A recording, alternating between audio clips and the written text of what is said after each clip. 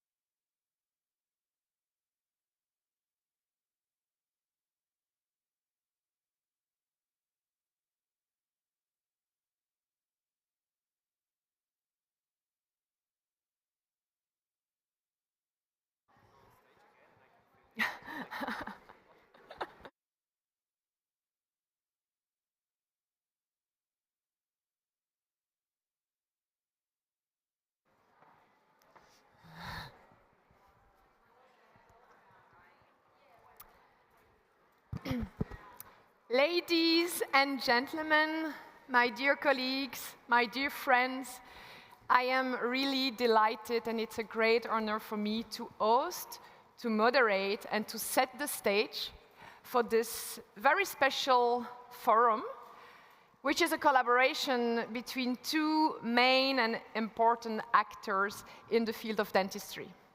So this is a collaboration between Procter & Gamble, Oral-B, and the Straumann Group. And today we are going to discuss also a very important topic, oral health, and the different strategy to maintain and keep teeth as long as possible, if possible for life, but also to maintain peri-implant health, which is something we are probably struggling with. And I'd like to start with a case. This is my case.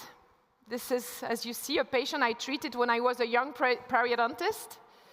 And there are definitely some hopeless teeth. But this is also a patient combining a series of risk factors for periodontitis, but also for peri-implantitis. She has a history of periodontitis, she's a smoker, and she has a poor oral hygiene. I'm not going to go into the detail of all the periodontal treatment I have provided to this patient, but at the end, I treated the periodontitis and I restored her with dental implants. And then, at some point, you know, we were not yet at that time in Belgium held by hygienists, dental hygienists, because we didn't have any, and the patient basically disappeared. And then, several years later, she reappeared. And without going into all the detail, this is what I found. This is our nightmare. This is my nightmare patient, actually. And this is a disaster, but unfortunately, this is what we are facing, hopefully not every day, but it is not unusual. And we have here the data of our first speaker today, Dr. Jan Dirks, that is a brilliant periodontist and researcher, and he has collected quite important data. And when we talk about peri-implant diseases, I mean, periodontitis, this is 1 implant out of 10, 1 patient out of 5. And when we look at the first step of peri-implantitis, mucositis, this is almost 50% of the patients, or 45. So, of course, this is the most common biological complication in implant dentistry. And this is also a complication that is extremely complex to control and to treat. Because what we want, actually, is this. We want long-term function and aesthetic to our implants, but we also want to have long-term health, long-term peri-implant health. This is the goal, and this is what all our patients should have. So, to set the tone a little bit, you know that there is a new classification for periodontal and peri-implant disease, and I would like, in a nutshell, to summarize what is today considered as peri-implant health. In 2 words, this is basically implants with no bleeding on probing and no bone loss. And this is here actually images and data from your group, Jan, and on this QR code you can see the digested classifications for the peri-implant disease that was actually put together by your predecessor, Jan Berglund. So, for the peri-implant mucositis, the first step of the peri-implant disease, we still have an absence, so we don't yet have bone loss, but we have bleeding on probing. And the bleeding on probing can be more or less severe. And we also know that mucositis is the first step for further development of the disease, and we will talk about peri-implantitis when we have, of course, all this peri-implant inflammation, but combined with a bone loss. What we have also to understand is that peri-implant health can also be found on implants that, or even mucositis, but with implants with variable level. And this is here an implant that was treated and that is now healthy. So to address these peri-implant diseases, the EFP recently did an amazing work of providing some recommendations, the guideline, the S3 level guideline on the prevention and the management of peri-implant disease. And again, we had the opportunity to work together on this. And they came up with a kind of schema about the prevention. And we see that the prevention is not only once you have your implant or not once you have treated the disease, but it starts actually before implant placement, of course, by treating the disease, and then basically during implant placement, during restoration, there are a series of things you need to pay attention to. And then once your patient is equipped with implant, we talk about primary prevention. We need to maintain health. And if the disease occurs, you treat the disease, but then you still have to do secondary prevention. You still have to maintain the re-established health. So let's go into detail a little bit. So this is here what is commonly accepted as the different step of the periodontal treatment. And I'm sure, Jan, you are going to discuss that in details. But you see that the placement of a dental implant in a periodontitis patient is once and only once the disease, the periodont disease, is stable. And then, if we have to discuss primordial prevention, the prevention you will provide at the time of implant placement or the time of restoration, there are several key strategies. And these key strategies, this is, of course, the proper 3D implant positioning. And then you have the hard and soft tissue management. And of course, then the prosthetic design that should allow the cleanability. Once your patient have the implant, the idea is to really prevent the development of the disease, to keep healthy implant. And this is where this is a combined strategy between, of course, the education of the patient, and the patient should be able to do self-cleaning, home care, with different type of strategies. But in order that the patient is able to do that on the long run, the supportive peri-implant care, the supportive peri-implant therapy is very important to regularly remotivate the patient, reassess the risk factors, and also provide a professionally administrated cleaning. And if a recurrence of the disease occurs, of course, we have to take it as early as possible. So if we go back to my patient, what did I do then?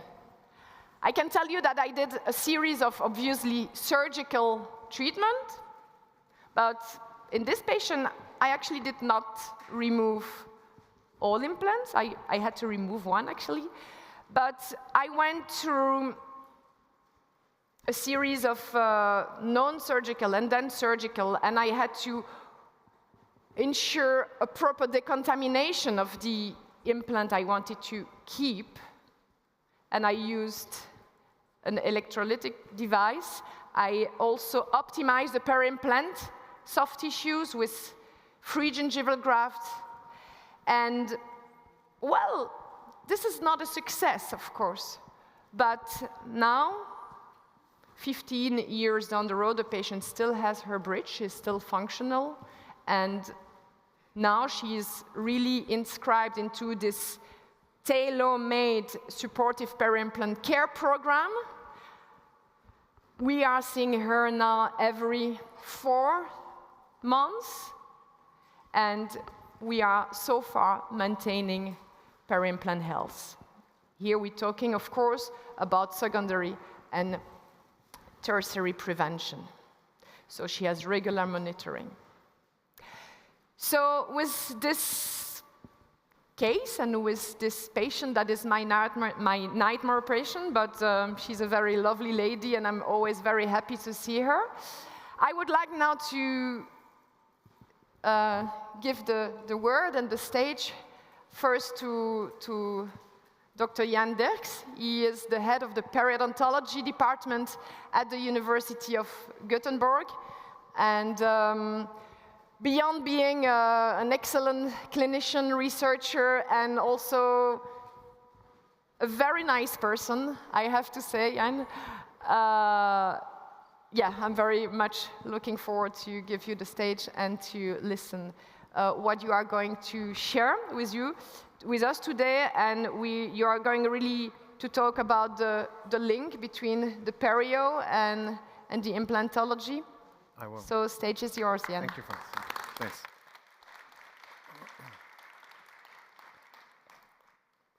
Thank you, Frans, Professor Lambert, for your kind introduction. Great being here, seeing all of you. Let me also say thanks to William Minston from Oral-B, Procter & Gamble, for having me.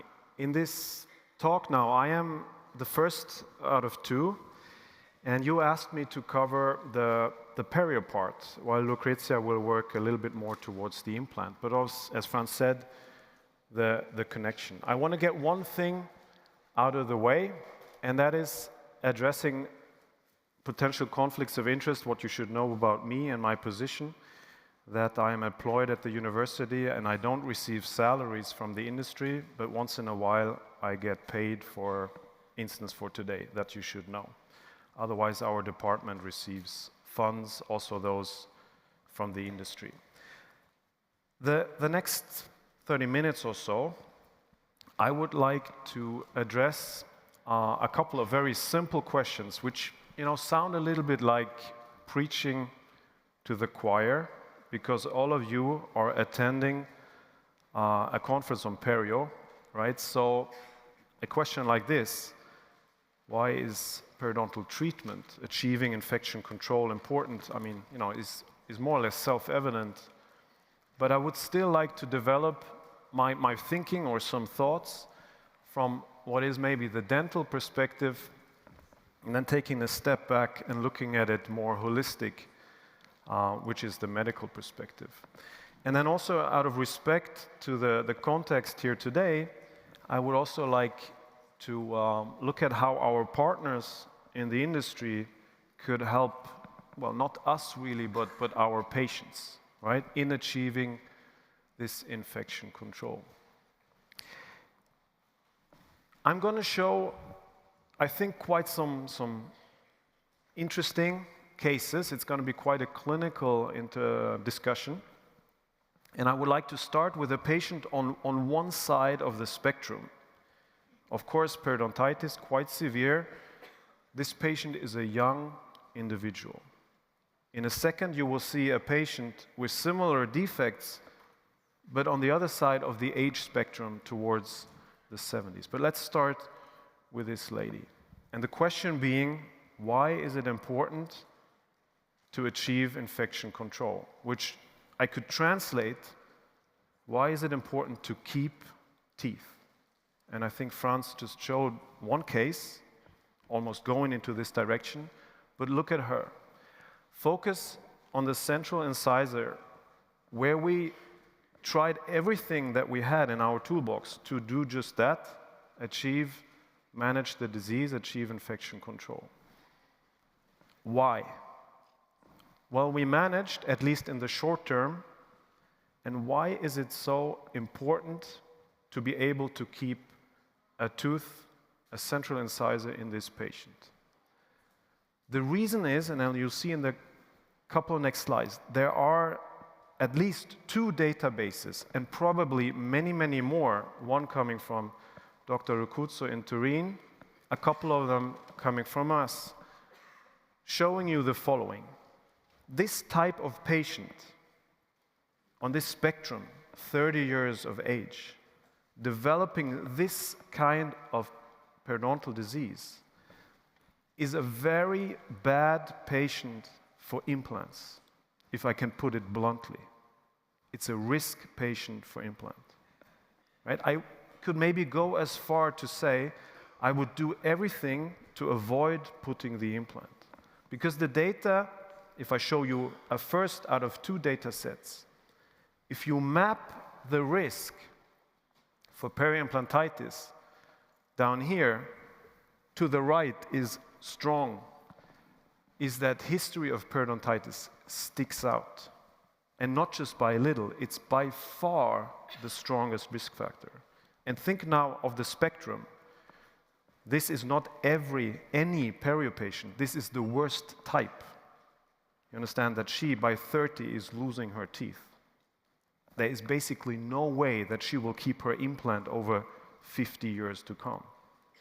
Right? And if I move to data set number 2, which is something you haven't seen yet, which also allows me to introduce some of my co-workers in our group, data that is unpublished and is not really on topic, because there comes a diabetes angle, which I kind of want to not focus on, but if I map a couple of risk factors, including diabetes, type 1 and type 2, you know, they don't really step out. But if you go all the way to the bottom, the one thing, again, going far to the right, is the perio history of the patient. So perio beats everything. It's a bad implant patient.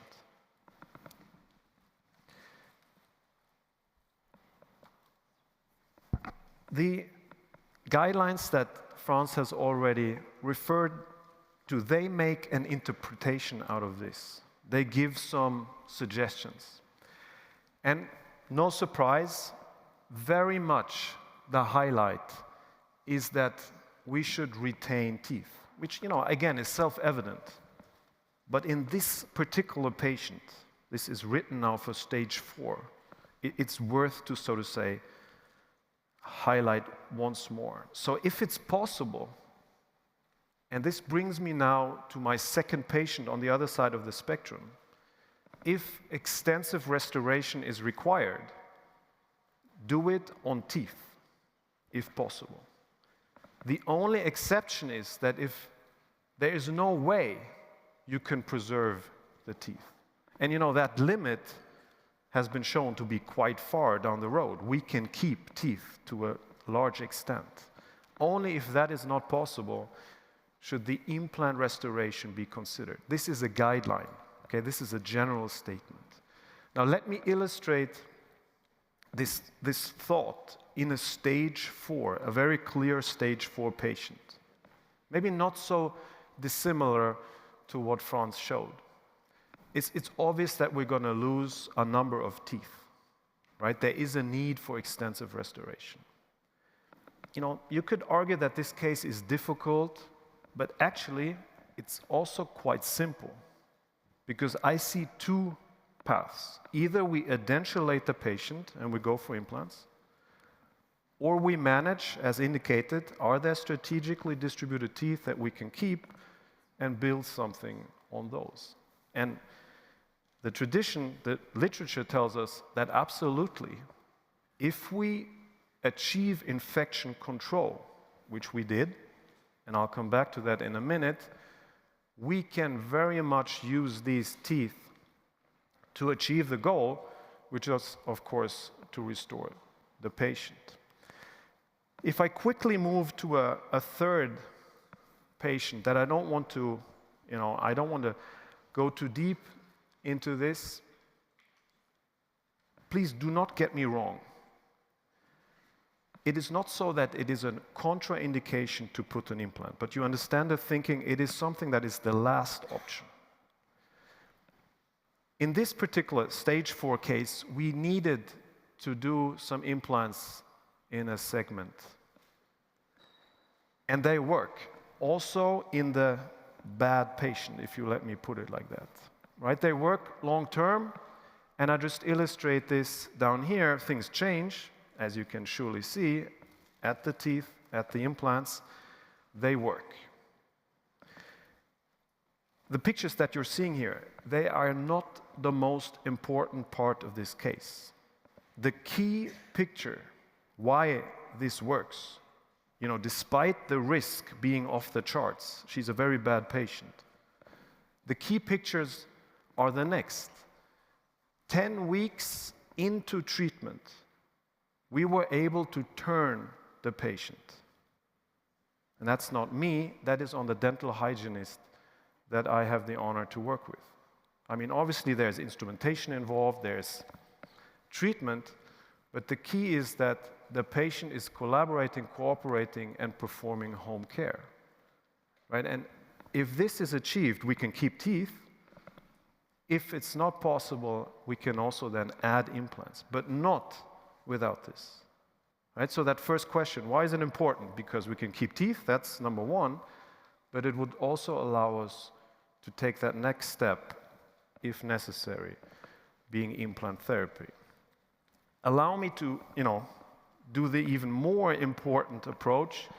How could this be critical for the patient? And that brings me to a publication from last year that my colleague, Dr. Trulenk Eriksson, I should say Anna, has prepared, coming out just a couple of months ago, bringing in the diabetes angle. But not on small groups as we have seen. Look at the numbers that registry data can give you. We can compare the association in 100,000s of patients. No surprise, there is an association between the two conditions, both for type 1 and type 2 diabetes. That's not new. I would like to point out to actually two new things. There is not only an association, there is an association by glycemic control. So the poorer the diabetes patient is, the more perio, suggesting that there is an interplay. Why it becomes relevant for today, this importance of periodontal treatment on this medical level, is the next slide illustrating to you now diabetes-related complications. The issue being now, if I add one-on-one in a perio patient that suffers from diabetes, the fact that the perio comes into play will increase the risk for these complications. So you see, implying that if we manage periodontal problems, we will decrease the risk for these medical adverse events, which is of real, of course, medical importance for our patients. Right? So this is another angle of why what we do is important. France has established already the guideline that bring us into play, how do we take care of these patients? Right? And we speak of steps 1 to 4. This is not news.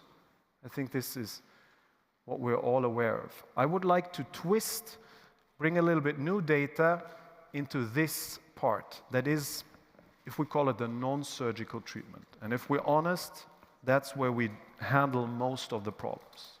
Right? We may or may not, after this initial stage that you already saw, have to continue with surgery or re-instrumentation. The cutoff being illustrated here in the guidelines, but I reiterate, this is the core of our everyday work, right? I would argue that this is an exercise at isolated sites, but when we speak of this health effect, that's where the effect comes. Just to introduce my kind of second part, it's not news when the EFP guidelines tell us you can use hand or ultrasonic instruments. They will work equally effective. That has been established for a long time. What I would like to focus on is a little bit the patient's role in how much instrumentation we actually need. You see this balance of how much do I have to do as a professional versus what the patient can contribute him or herself. Right? And this is where this comes into play. Because I could put it very simple. A lot of instrumentation, multiple visits, I ask the patient to come 4 or 5 times. Versus I condense my part, maybe to as little as a single visit of instrumentation, while the patient manages the inflammation him or herself. You understand that? The obvious advantage being reduced chair time, gain in costs. It's a more effective treatment on a population level. The guidelines say we can choose, so suggesting that they are equally effective. Now, the guidelines, and I just spoke to Dr. Rukutz about it, they lean on very small studies done in one specific center somewhere, right?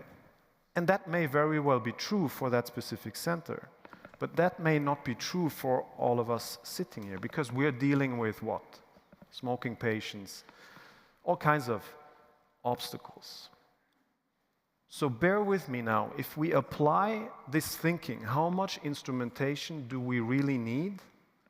Not only in one specific center, but we go across all of what you see here, the biggest region in the country of Sweden. That is on the west coast, Gothenburg being somewhere here. The study now, pretty new and pretty large, including the sample that you see down here.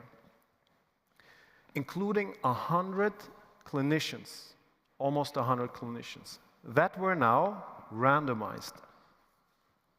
And please follow me, the dental hygienist was randomized, the clinician, to one of 2 treatment arms.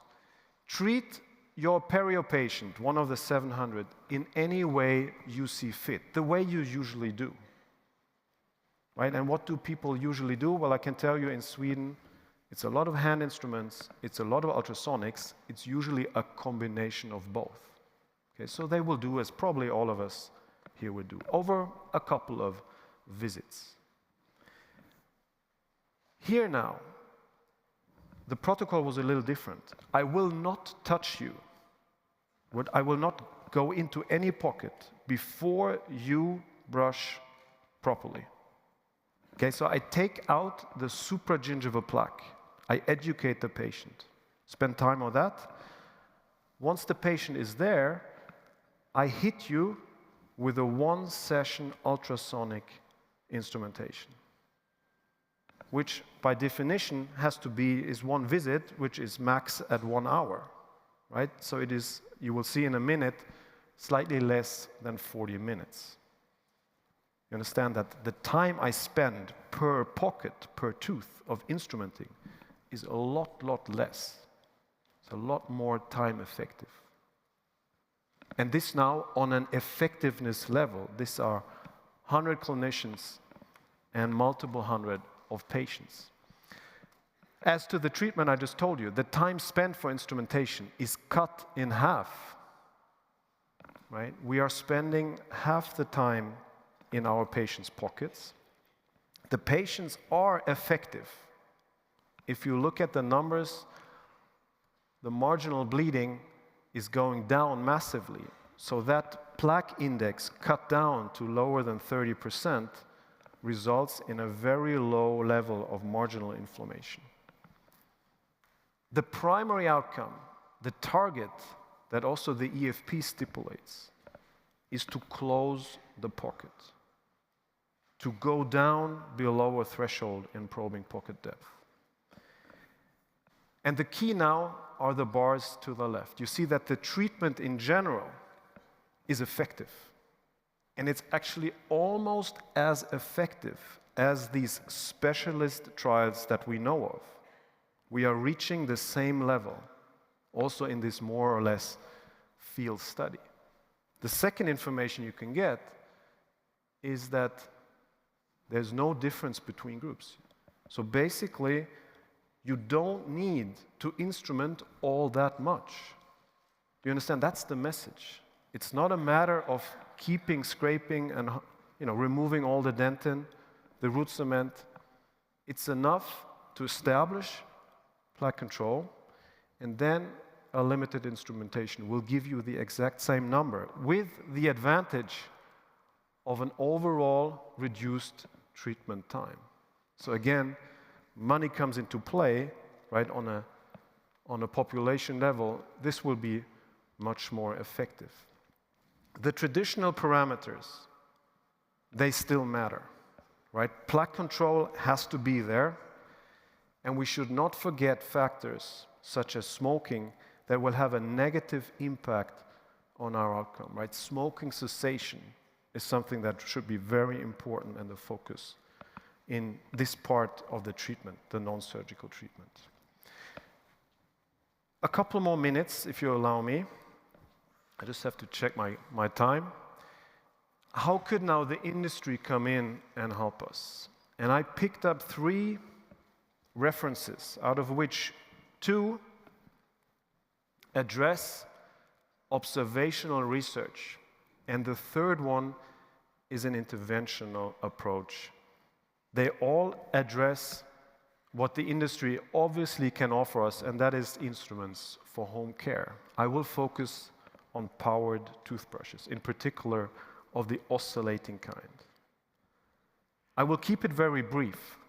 The first 2 are observations, data sets from Germany over quite a long time, looking at the effect of power toothbrushes on perio parameters, comparing the ones that do use a power toothbrush versus those that do it manual.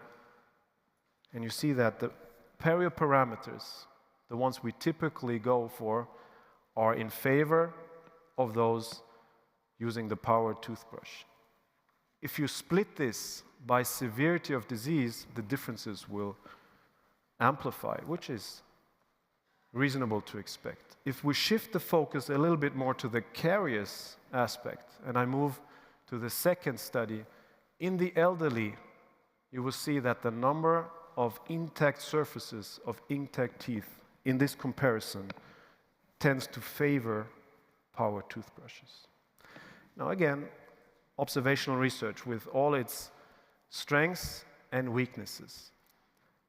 I think the most interesting message also for today comes from this one, because it focuses particular on our target population, including perio patients. Not the worst kind, so probably not on the level of what I saw, what I showed you.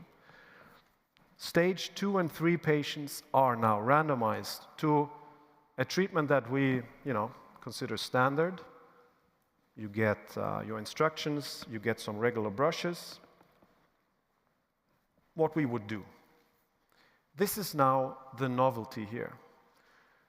The treatment arm to the right receives the type of brush we already spoke about, but the special part comes in, that there is an app connected, more or less measuring the time that you spent, the brushing overall, so the number of brushing per day, the time, but also the distribution across the mouth, basically telling you, are you spending enough time in the posterior, on the lingual, or what it is, right? And this information is returned to the patient through an SMS. You get a reminder that, please, take a little bit more effort in the lower, on the lingual.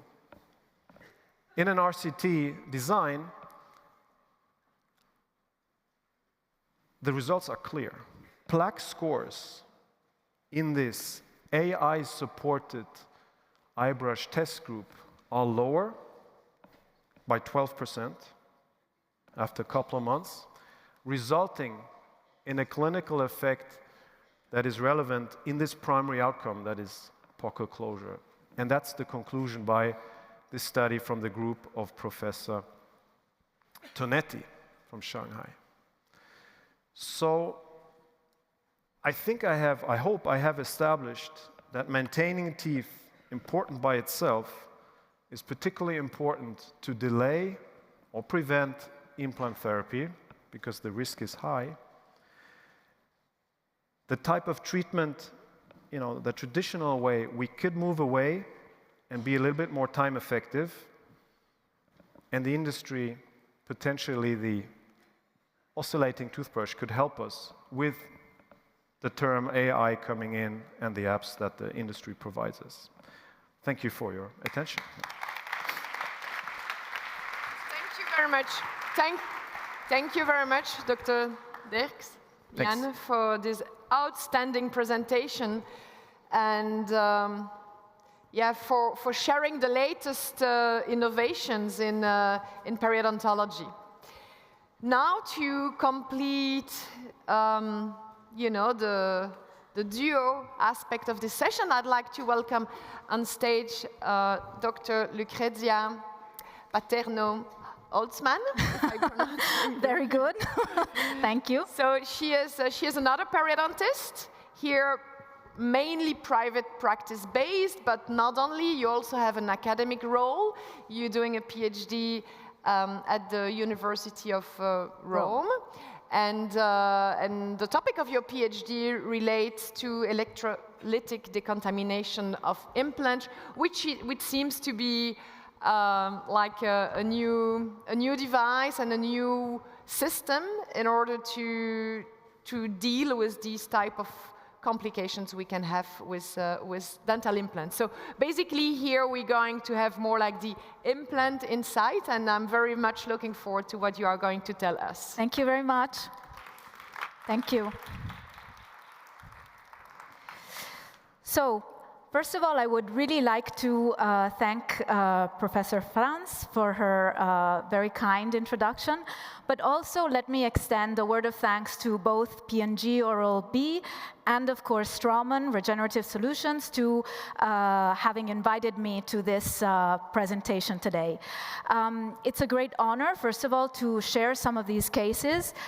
Just to give you a bit of insight, I'd like to remind you that we were in this room yesterday and we saw some beautiful cases, really the Hollywood smiles in the aesthetic area. Well, today I've been called on stage probably to show something that's not so pretty.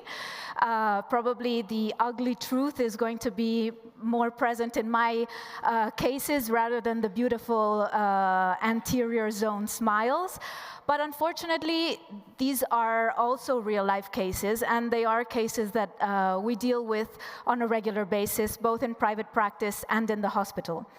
So this is my conflict of interest disclosure slide.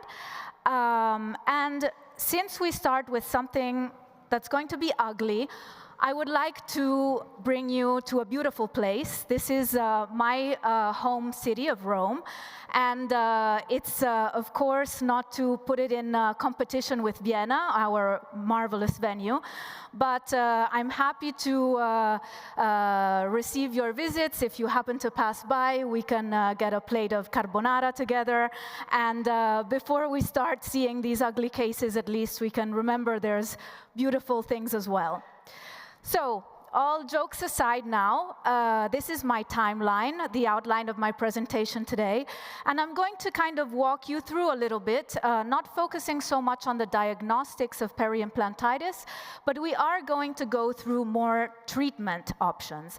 And as Franz was mentioning, we do focus a little bit on electrochemical cleaning, which does hold some potential, at least very encouraging for the time being. So let's also discuss this potential solution. Okay, so the first thing I would like to focus on is, since we're dealing with implants, one of the, let's say, questions that can come up is, when is it convenient to save the implant versus simply explantation? And just to remind you here, we are focusing on implant preservation. These are just kind of some, let's say, real-life, everyday considerations that we might want to implement in our decision-making process. So, of course, there are some more obvious advantages, starting from costs. Obviously, if we are able to preserve the existing prosthesis, it's a great advantage for the patient. It can be an advantage, of course, also in terms of chair time and clinic time for the clinician, which translates into economic costs. Also, the patient will be grateful, of course, if we can avoid certain lengthy procedures. Sometimes we're able to go for immediate reimplantation with GBR, but especially if we have to, for example, wait for a delayed approach, then the patient will be much happier if we are able to avoid this. The patient doesn't have to wear a provisional restoration, so this is also a significant benefit in terms of finances and in terms of psychosocial impact.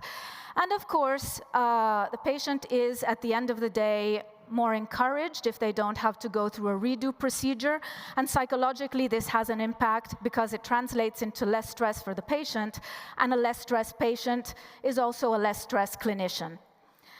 So here I'm going to touch base with this diagram, which also comes from the EFP Level 3 guidelines that Franz and Jan both discussed. Basically, as Franz was discussing before, what can we say? Well, we don't have prevention starting once the implant is placed. In reality, prevention starts before then, as we've discussed. So preventive measures go all the way from planning through the executional phases, and obviously afterwards. And I just also outlined this rectangle because, of course, mucositis is often the precursor of peri-implantitis, if not, I would say, almost always. Therefore, any type of preventive measure or any type of treatment of mucositis also falls into the category of prevention of peri-implant diseases. Now, let's take a look at what the EFP Level 3 guidelines say in terms of treatment of peri-implantitis. Now, treatment of peri-implantitis has been basically suggested in a twofold approach. Before we go into exactly what treatment, how treatment is built up and what constitutes treatment options, the first thing I would say is that, in my opinion, it's important to know which direction we're moving towards. So what are our goals? These are also all outcomes taken from the EFP Level 3 guidelines. So, of course, we want to focus on, if possible, and that's the whole point of our discussion today, implant and prosthesis survival, stable peri-implant conditions, of course, absence of progressive bone loss, and absence of persistent inflammation. So these are implant-level treatment goals.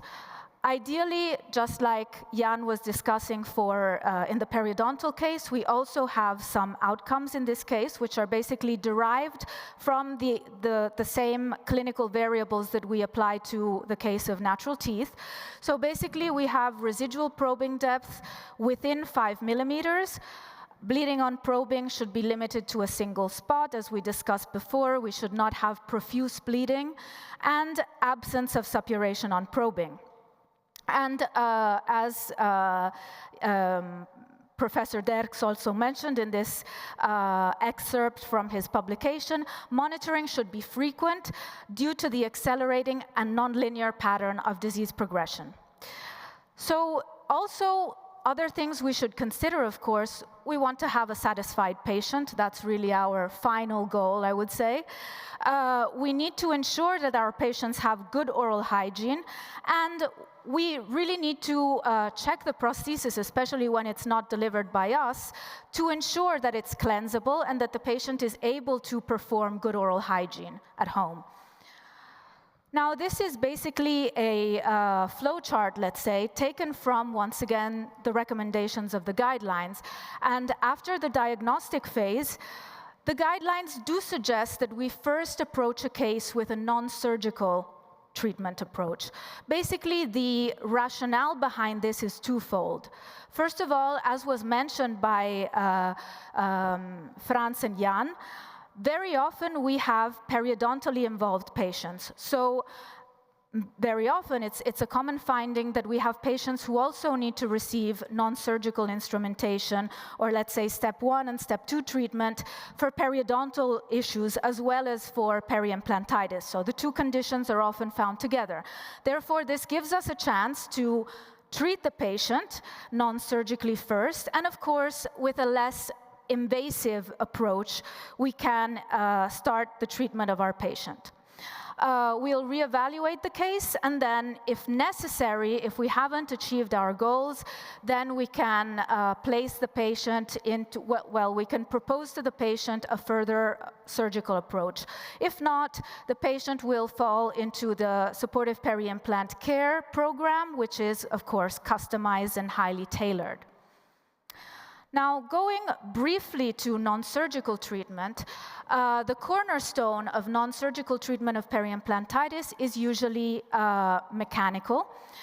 There are a series of adjuncts that can be considered, but basically in the EFP3 level guidelines, the, let's say, critical points are both manual and ultrasonic instrumentation to perform what's known as submucosal instrumentation.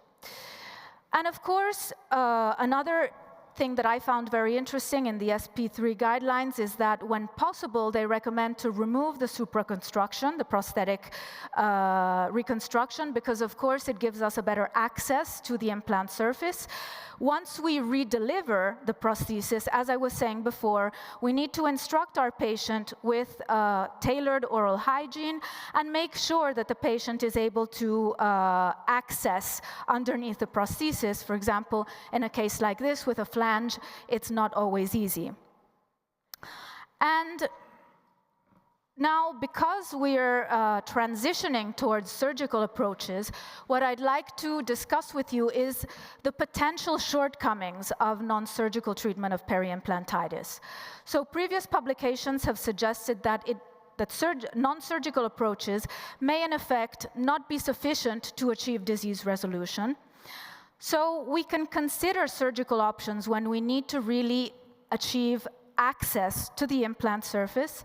And it also gives us the opportunity to overcome the disadvantage represented by some defect configurations. So in most cases, it's beneficial to proceed to, or at least it may be beneficial to proceed to a surgical approach.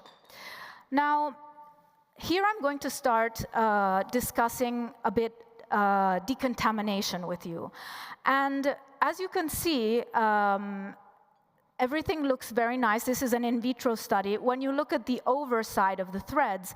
But as you can see in the other picture on the right-hand side, the underside of the threads is still completely stained. This was a study that was conducted using airflow systems.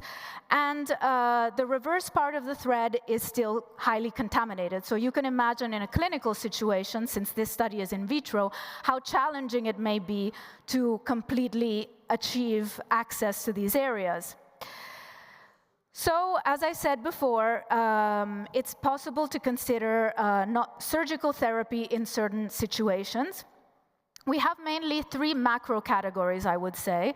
I won't be discussing pocket elimination surgery in this presentation, but it's good to know that we have basically these three macro areas. One is the access flap, one is the reconstructive approach, and the other is pocket elimination.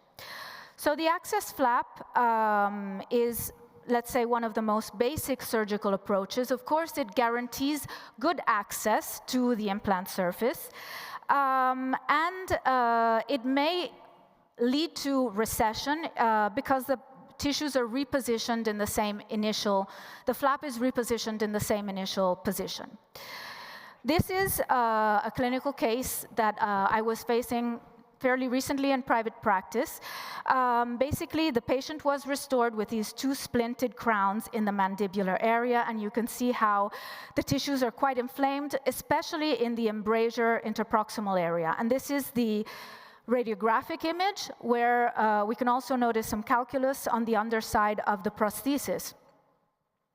Now, examining the prosthesis, we really need to make sure that there's sufficient access, as I was saying before. So I like to cite this study by De Tapia and co-workers, where basically the clinicians randomized the treatment of mucositis, and there was, in the test group, the adjunctive modification of the prosthesis when it didn't allow correct oral hygiene measures. And of course, what we can imagine, when the modifications were performed, if they were necessary, there was a huge benefit in allowing the patient to clean at home. So what I did in this specific case was I decided to open the embrasures. I polished the underside as carefully as I could, very carefully, because as we know, bacteria love rough surfaces. And this is the clinical situation before I perform, this was the clinical situation prior to the surgical approach. As you can see, the patient was quite full of plaque. She wasn't able to clean the area adequately. So what I did was a very simple access flap procedure. I removed all granulation tissue, and I repositioned the flap in its original position. I left the patient, she was fortunately in agreement with me, with healing caps. And basically, this is the situation after healing. So after 3 months, I checked the situation again. The clinical indices were much improved, but I wasn't happy with the lack of keratinized mucosa in that situation.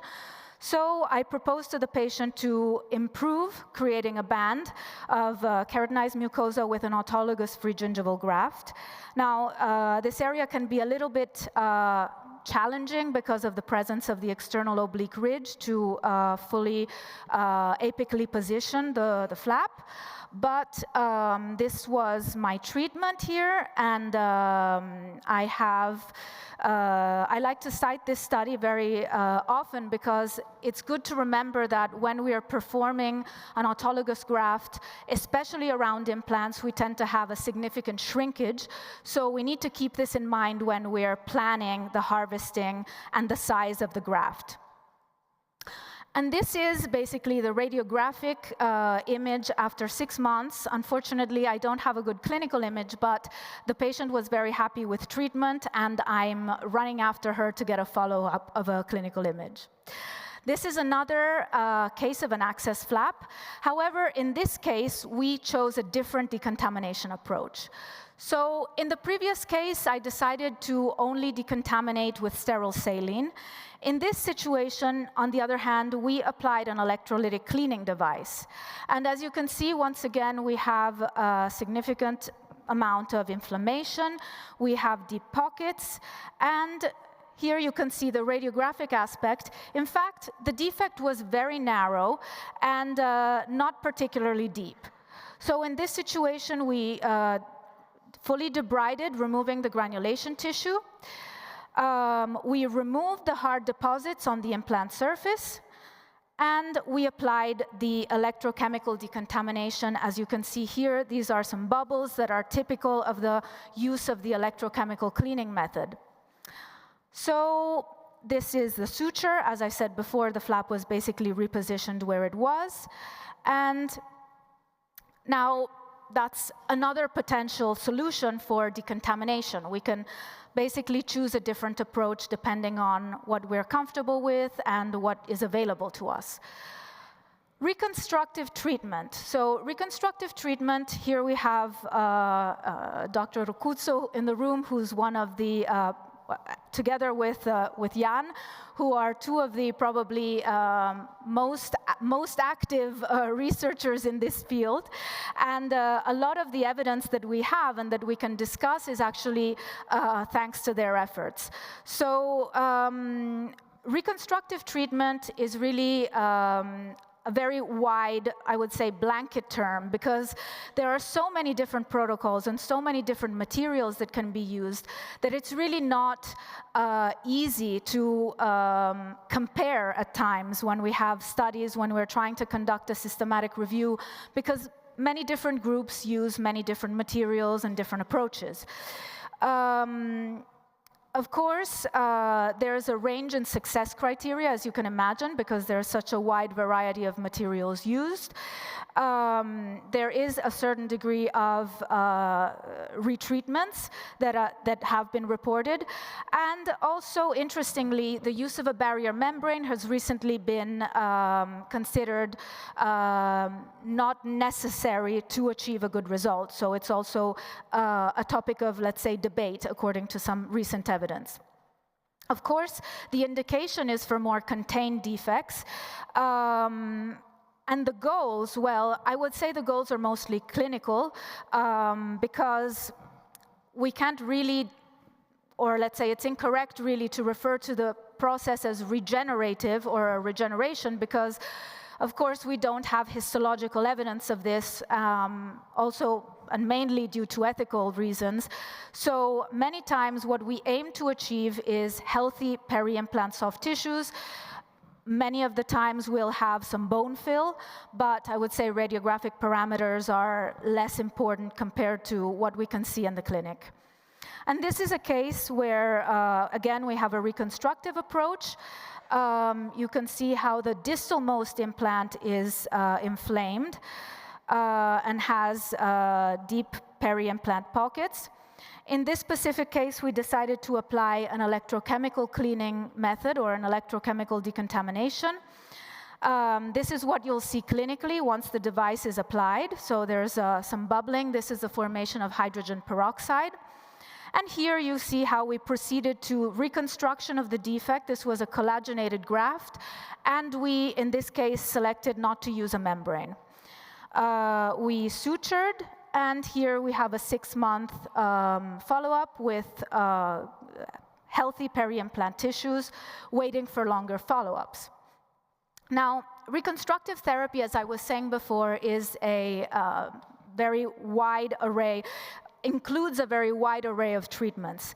So in my particular, let's say, areas of interest, one of the topics that I find most interesting is the soft tissue conditioning, or let's say, more appropriately, the simultaneous presence of a lack of keratinized mucosa and the presence of peri-implantitis.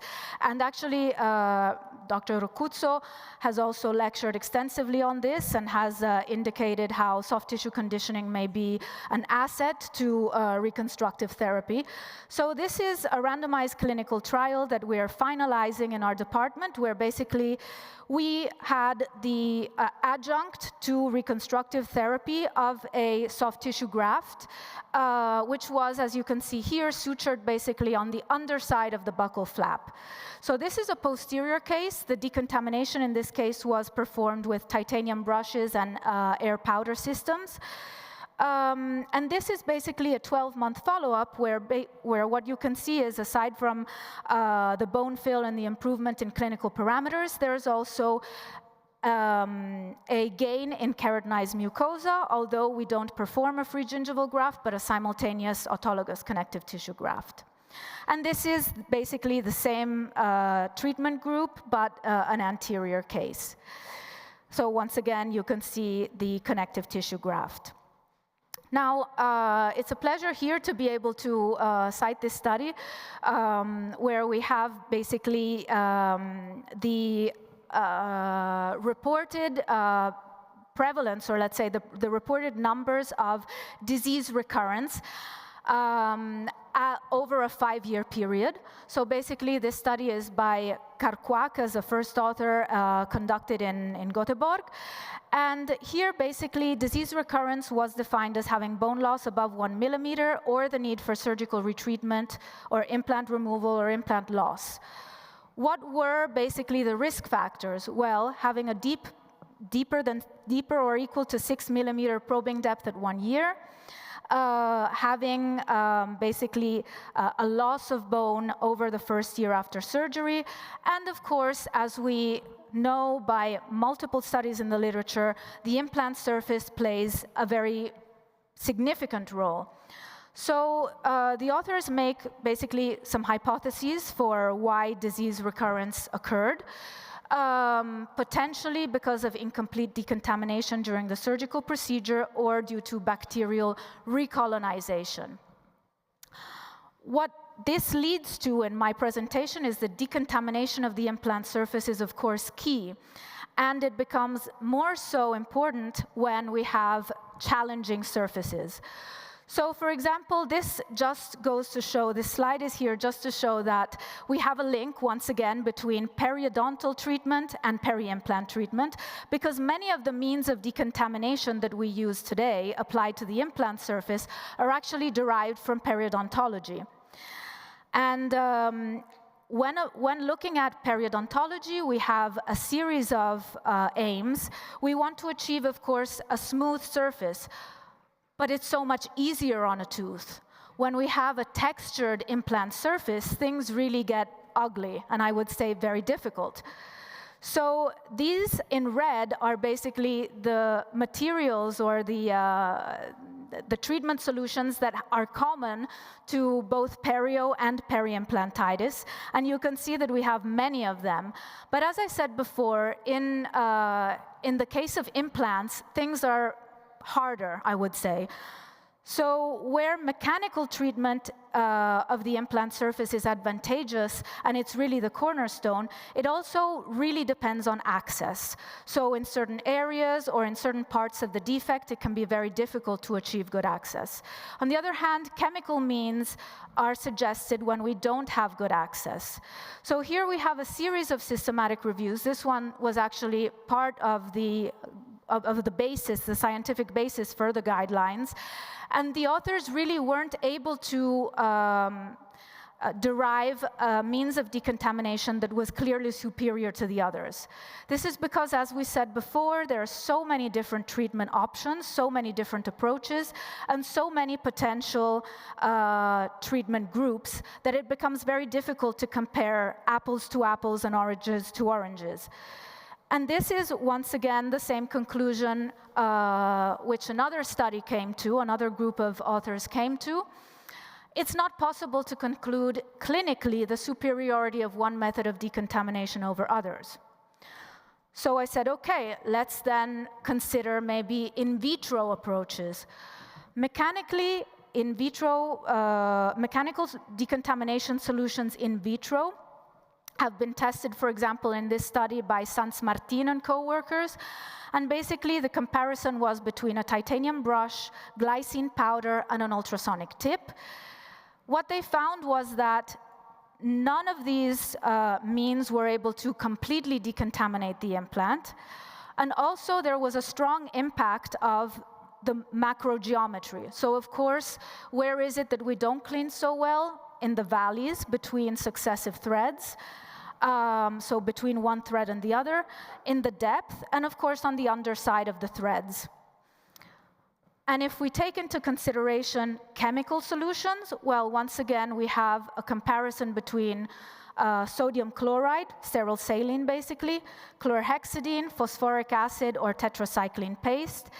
And what we can see is that there are various degrees of alteration of the titanium surface, but none of these methods is completely able to decontaminate. In fact, the authors found that none was superior to 2 rinses of sterile saline in this specific case. So then, looking at electrolytic decontamination, what are the things that we need to know? Well, basically, we have a flow of electrons, we have an anode, well, we have 2 poles, and we have a flow of electrons going from one side to the other. What we want to reach in the end is the decontamination, the lifting off of the biofilm. This is an interesting study that I highly recommend because it really looks into a series of comparisons, looking at, for example, titanium brush versus electrochemical cleaning versus titanium curettes. They also take into consideration airflow powders with glycine. And what they found was that basically the electrochemical cleaning solution was able, in fact, to not only eliminate the bacteria and reduce the colony-forming units, but also there was no active bacteria in the rinsing liquid. So here you can see, for example, in this video, what I'm referring to in the rinsing liquid. You can see how there's going to be a lot of water, well, not water, there's going to be a lot of liquid in the patient's mouth. We need to tell our assistant to suction very well and warn the patient of this. Because we have all this liquid, it's possible potentially that if live bacteria were simply lifted off the implant surface, they could recolonize. But the bacteria are not live, in fact, according to the study by Zhu and co-workers. And this is what you see clinically. So you see these bubbles. This is hydrogen peroxide, basically disgregating or breaking up the biofilm. And in comparison with other methods, basically what was found by a series of groups is that it's gentle to the titanium surface. It doesn't alter the titanium surface. And at the same time, according to some authors, it may lead to beneficial effects on osteoblasts. So as you can see in these cases, other means of decontamination may not always be easy to use, especially when access becomes difficult. We're thinking of posterior areas. And this is one of the potential benefits of the electrochemical cleaning solution because it allows us really to reach difficult to access areas. So these are some cases where we performed a reconstructive approach, and we have a 1-year follow-up with the radiographic defect fill. This is another such case. We decided to remove the distal-most implant because it was very compromised, so the bone loss was more than 50%. Here we performed degranulation of the defect, so we completely removed the soft tissue, the inflammatory soft tissue, and the hard tissue deposits, for example, with a curette. The electrochemical device won't be able to do that for us, of course. Then we insert the GalvaSurge device directly inside, so we remove the superstructure and the prosthetic abutment. And this is an advantage in reality because it allows us to also clean the internal connection portion of the implant, which has been demonstrated also to house bacteria. Here you can see the hydrogen bubbles forming on the surface. And in this specific case, we also just went for an access flap. We sutured the flaps back to where they were. And after 6 months, unfortunately, I mean, the tooth didn't make it because, as you can see, the patient didn't go and get his canine treated, but the implant is still there. So we have a series of clinical studies on electrochemical treatments. The body of evidence is building up. And according to one center of a multi-center study, there were significant benefits and a trend towards higher disease resolution in the test group compared to irrigation with hydrogen peroxide. On the other hand, of course, the body of evidence is still building, but we have extremely positive clinical feedback. And as with any innovation, we really need to give it some promise. It holds a lot of promise, and we need to wait for the clinical evidence which is about to come out. So my take-home message here is that, of course, electrochemical cleaning does hold a huge promise, or let's say it's potentially very promising. It does represent an ideal solution for overcoming some of the disadvantages of traditional methods of decontamination. And it may also improve the biocompatibility of contaminated titanium. And with that, I thank you very much for your kind attention.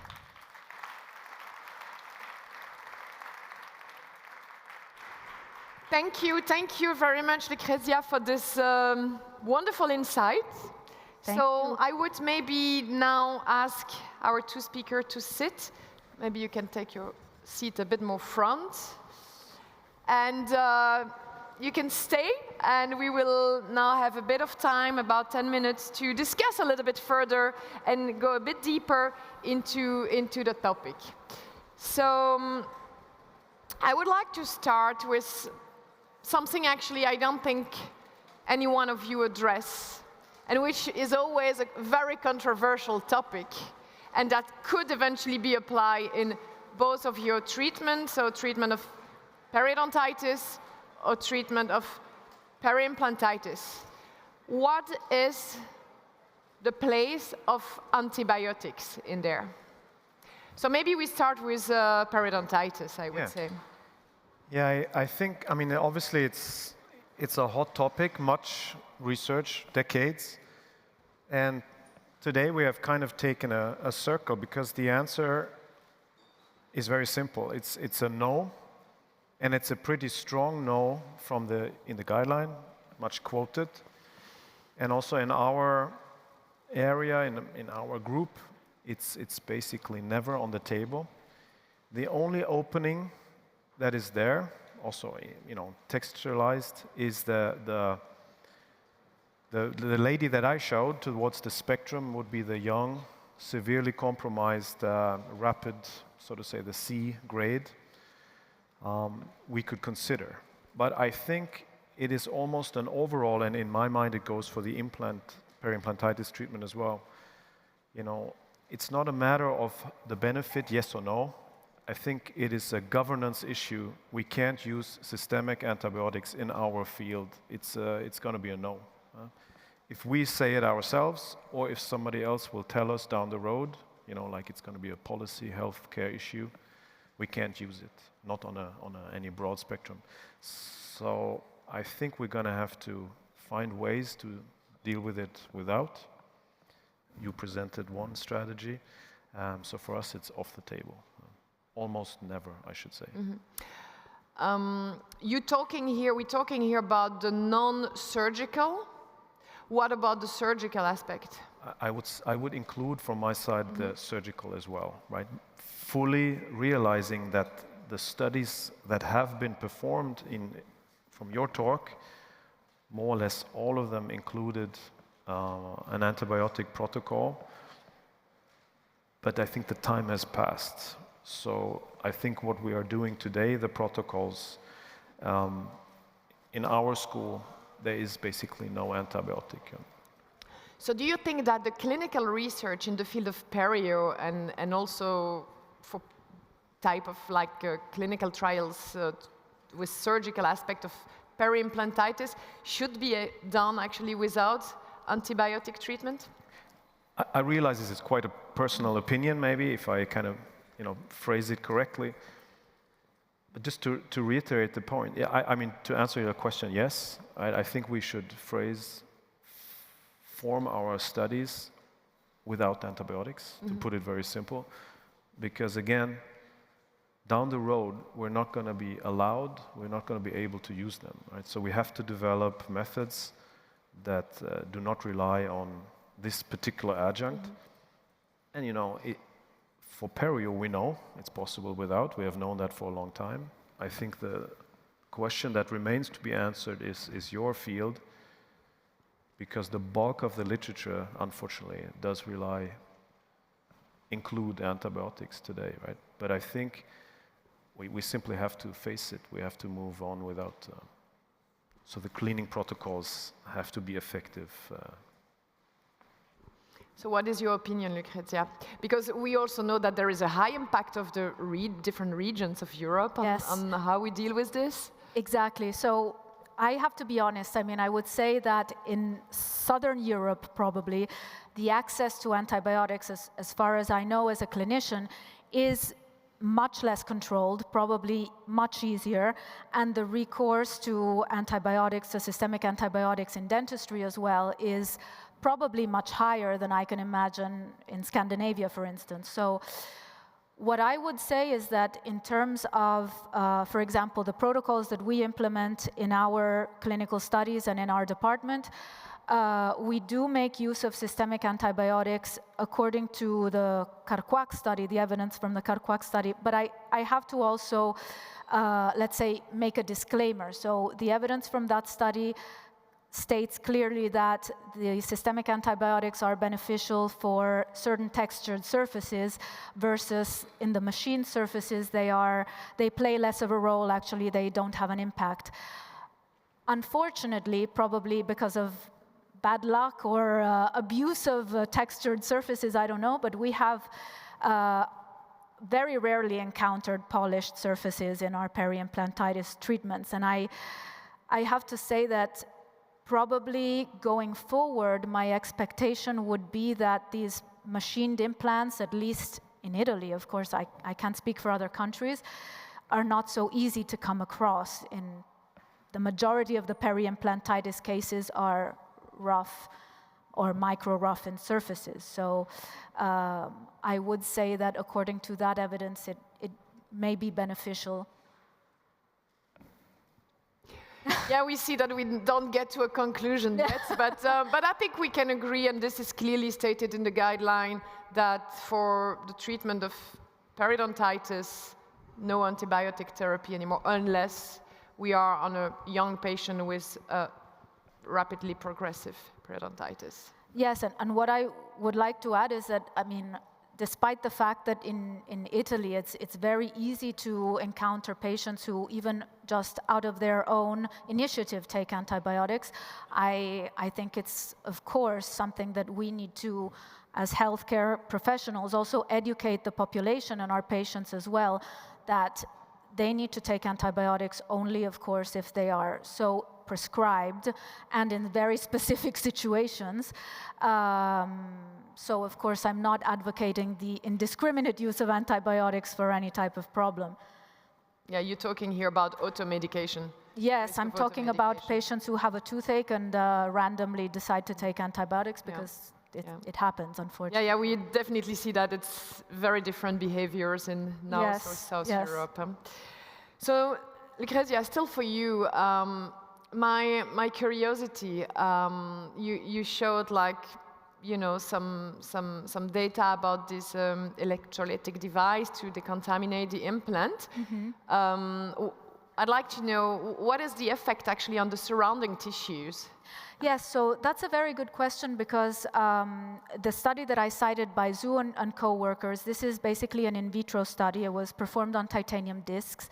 And what they found is that not only did they take a look at, for example, residual bacteria, but they were also looking at the surface texture after treatment. So we do know that certain mechanical treatments may be more or less aggressive, or in other cases, they may leave deposits of, for example, powder, or the peak ultrasonic tips may leave foreign bodies on the titanium surface. What they found is that for electrochemical cleaning, basically the titanium surface had an improved wettability, which means that, and the adhesion of the cells, they tested bone marrow stem cells, was much improved in comparison to other decontamination methods.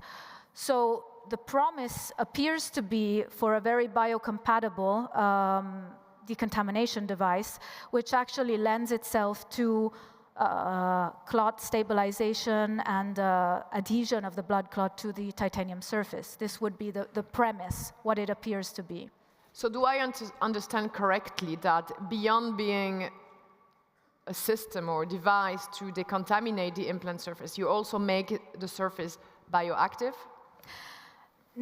I wouldn't say bioactive, but what I would say is that basically there is evidence that a contaminated titanium surface is no longer so biocompatible. So we may remove the bacteria, but then the surface itself may not lend itself for adhesion of those cells that we actually do want on the surface. So not the bacterial cells, but the blood clot. Suitable for reosseointegration. Exactly. Okay.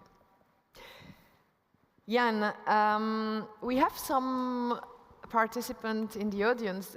They would like to have your opinion about the flossing around implant, you know, and the risk of leaving some fibers there. Yeah, I'm aware of some publications. I think Klaus Lang has one of those where he describes some cases where you find these remnants that actually amplify the problem, right? To be honest, I have not myself come across any such situation. So from a personal take, I would not be opposed. Having said that, it's not our go-to tool. So what we are using, and I should refer to our dental hygienists, it's very much the single tufted brush, you know, the one that has almost a 90-degree angle. That is a critical tool, and then it's the interdental brush. And I should add with the correct size, right? So, I mean, the treatments you showed, that would then require almost on a weekly, bi-weekly follow-up that you follow up and increase probably adapt the size of the interdental brush, right? And then ideally, the floss would not be, so to say, necessary. So the window that I could see is some of these, let's say, challenging super constructions that are that would not be sufficient, what I just said, and then you have to do this wraparound and so on. I don't see an alternative, right? Because you are there because of the super. So at the end of the day, I could see the problem. I heard about the cases. I have not encountered them myself. In the few cases where single tufted and interdental is not enough, we would work with the floss. Okay. So you see, so it's a small window, I would say, but it's not that we are opposed to it. So the floss is not then the primary device to recommend? No, well, I wouldn't, let me, so to say, describe the way we work. No, it's not the first thing that we put on in front of the patient, right? Lucrecia, coming back to the surgical aspect of dealing with peri-implantitis, and more specifically when you regenerate, do you submerge, or do you advise to submerge if possible? So, to be honest, in all the protocols that I've been working on with surgical approaches, we have never performed submergence of the, let's say, removal of the superstructure, placing a cover screw and submerging. I think, it has a place, but probably it's not something that is feasible every day, let's say, in clinical practice, because many times, for example, I'm thinking of your case that you showed before. Of course, that wasn't probably a reconstructive case, but if you had, a full arch case with multiple implants affected, it becomes a little bit challenging, in a case like that, even to consider it. So not that every case is like that, but to me personally, transmucosal healing is a little bit more of a, let's say, real-world approach. Not that certain selected cases can't be treated with a submerged protocol. That's, of course, always a possibility. Yeah, especially also because most of the time you cannot take the prosthesis, the prosthetic out. Yeah, exactly. So it may be feasible in certain cases, but I think case selection, as we always discuss, is probably key once again. Probably not for the majority of cases. Thank you. I think I would like to close a little bit this session with asking you a little bit more philosophical thought about the place of oral health in the field of periodontology and implant dentistry. That's a big question, right? But so in very short. Very short, okay. Well, I think, some of the work that I just briefly showed, the link to diabetes in that case, the link to neurological disorders, cognitive impairment, cardiovascular disease, maybe even COVID and the like. I think all of that is coming up, and I think it's only going to grow, and it's going to be stronger. Adding also the interventional part, I think it's going to be, the perio-medicine aspect is going to grow. So I think in 10 years there will be a natural place of perio in the medical line, and hopefully we can integrate. So I think it's going to be very strong. So this is not about oral health. This is about health. Exactly. You could cut out the oral. Yes. Thank you, Jan. I mean, I think that's, of course, very well stated. It makes complete sense to, consider the mouth as an integral part of the organism and not just as something that we take out and separate and treat as a completely different entity. But I would say in general, I mean, aside from the oral systemic link, I think it's very clear the more we go through evidence, scientific evidence, and the more we really come back to the etiology and the fact that every single time, it's a bacterial etiology. There are cofactors that may accelerate or modify the disease process, but it's really always about correct oral health and correct oral hygiene. Excellent. So then I would like maybe to close this session just by stating that we really hope that both patient and oral health provider will keep and maybe improve in the way they are sensitive to this aspect of oral health and health. So thank you very much for being with us today, and I wish you a wonderful end of Europerio, wonderful last days. Thank you.